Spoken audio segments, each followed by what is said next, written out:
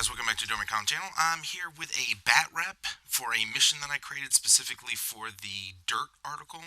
If you guys are not familiar, the Dirt is a series of articles that I'm writing on Bell of Lost Souls. This is kind of the supplemental video that goes along with it, but it's also acting as a standalone bat rep as well. The mission we're going to play here is called Rescue the Delegates. You can find all the details regarding how this mission gets laid out on the Bell of Lost Souls article, link in the description area below. It's the basic premise of the mission is that a bomb has gone off at an O12 United Conference. We're actually identifying the bomb blast area with these mountains, and the mountains will actually be treated as very difficult terrain, mountainous. This will also allow me to utilize not only this week's article of the Dirt, but also reference last week's article. At this conference, there are 5 civilian delegates that need to be moved out of the danger zone area, which effectively is anything outside of both players' deployment zone. Winner of this mission is the team that has the highest objective points, and this is how it gets scored. For every delegate that you have synchronized in your deployment zone, you get a point. If you have more delegates than your opponent, you get 2 points. You lose a point for each O12 banned weapon fired in the zone of control of one of the delegates or at the zone of control of an O12 civilian delegate. So if I have Yuriko Oda and she fires her Panzerfaust within the zone of control of this delegate here, then this team will lose a point. If she is outside of the zone of control, but she's firing within the zone of control of the delegate. So let's say the model that she's firing at is here. This, she's firing the Panzerfaust here. It's within the zone of control of this delegate. That team loses a point. If you end up killing a civilian delegate, your side loses 3 points. On this board, the 4 outside delegates that you can synchronize with are considered neutral, so you only have to take a -3 and they don't fight you if you fail your synchronization roll. The delegate in the center is considered hostile. You take a -6 to synchronize from your willpower score, and if you fail, they go into close combat with you.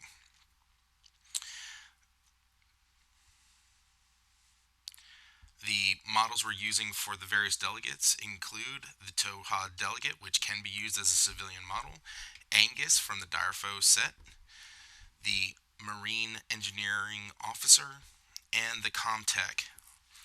These 3 all come from the Direfo set. In the middle, the hostile one, because I don't have a 4th civilian model, is Miranda Ashcroft. This battle is a 150 point battle, but really the mission was really designed to be a 300 point battle, but I wanted to be able to film this right away for the article.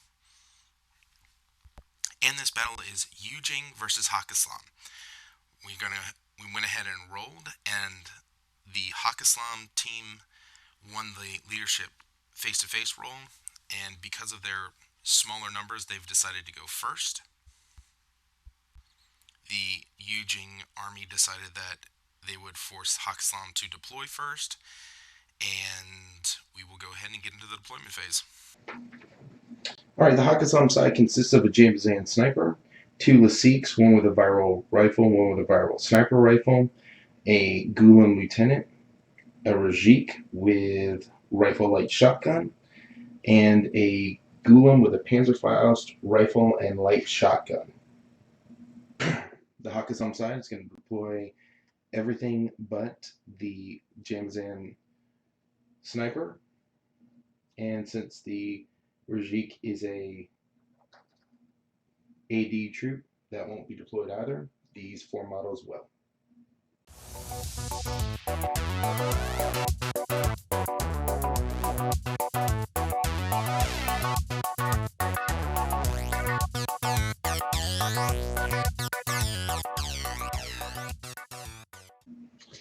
Alright, the Yu Jing forces include 2 Celestial Guards, one as the lieutenant and the other as a Spitfire, Yuriko Odo, Direfo model, Shang-Ji, with a Spitfire, Domaru with a chain rifle and EM grenades, and two Keisatsus as combi rifles, basically just to boost up their order pool.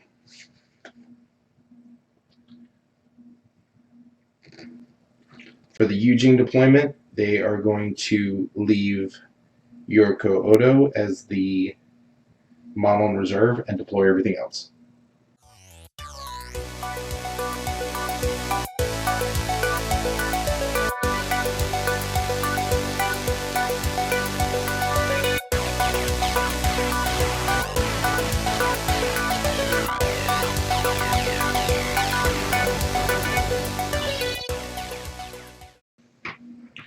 Haqqislam will now deploy the Jambazan sniper.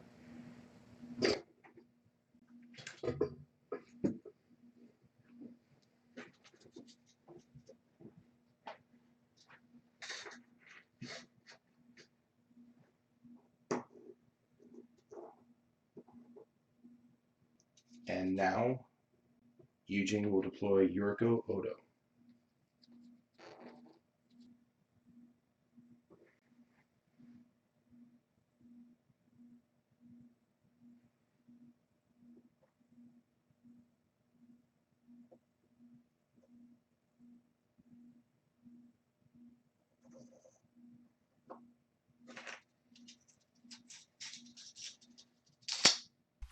This is Haqqislam turn 1. They only have 5 orders, and they have so much weaponry that's banned that their goal for this mission is to get in, grab as many delegates as possible, bring them to their side, and utilize the viral weaponry, which is pretty potent, to kind of hold off any advancing Yu Jing models.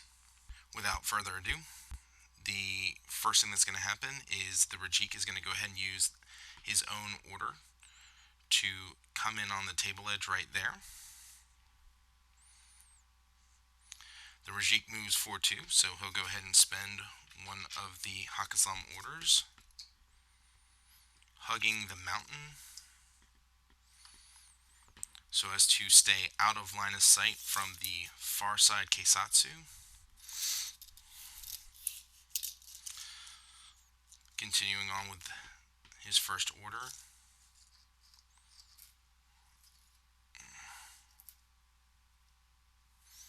Moves right there. Right now, the delegate blocks the line of fire for the Keisatsu. Haqqislam cannot afford for the Rajik to go over the mountain because they don't have sufficient order, so he's going to go ahead and spend an order. And move right there,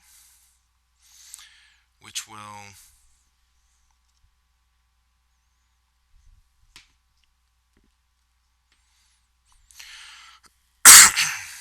Alright, Haqqislam can't afford to waste orders, so they're going to spend their second order, and the Rajik is just going to literally run out,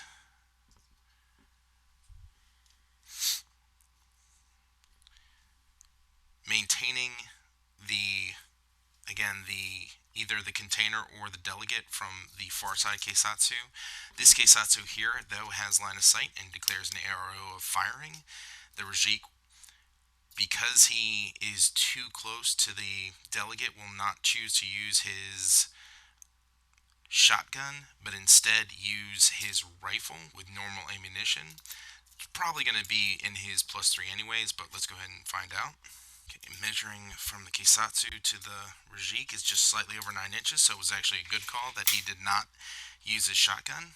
It's face-to-face roll. Let's see how it turns out. Okay, so let's look at what they need to roll for their face-to-face roll.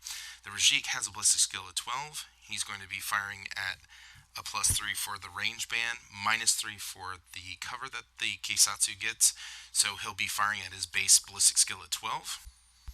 The Keisatsu has a ballistic skill of 10, +3 range for his combi rifle, the Rajik having no cover. The Keisatsu is rolling 1 die at 13. The Rajik is firing his full burst of 3 at 12.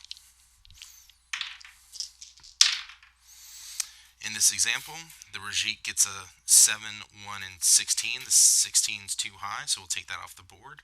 The Keisatsu rolls a 5, which is better than the Rajik's 1, so The Keisatsu gets hit with one hit. The damage is 13. Keisatsu has 1 armor, but he also has the +3 armor from the cover. And so 13 minus 4 is 9. He has to exceed it though, so he needs to roll a 10 or higher. And unfortunately he does not. He ends up rolling a 1, and the Keisatsu is unconscious.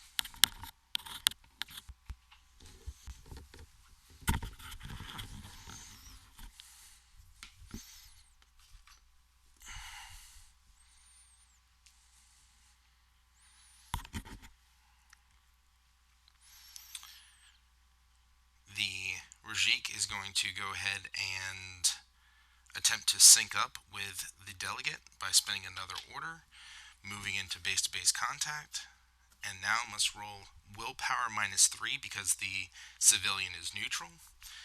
The willpower of the Rajik is a 15. 15 minus 3 is 12. He needs a 12 or less.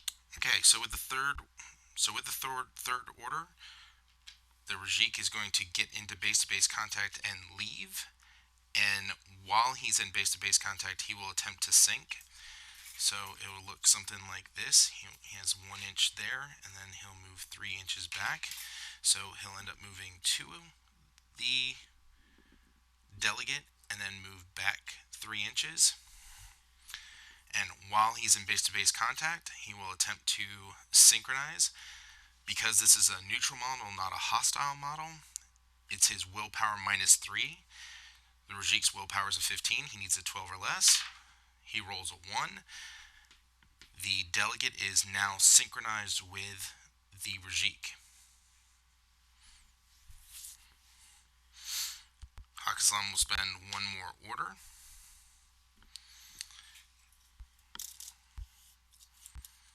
And move the Rajik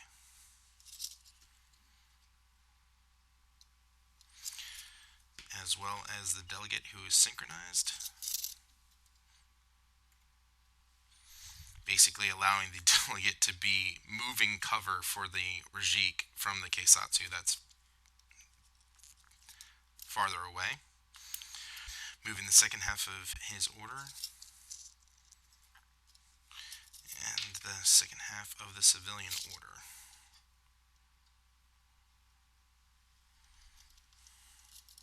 With the last regular order, the Jambazan sniper will move up to cover.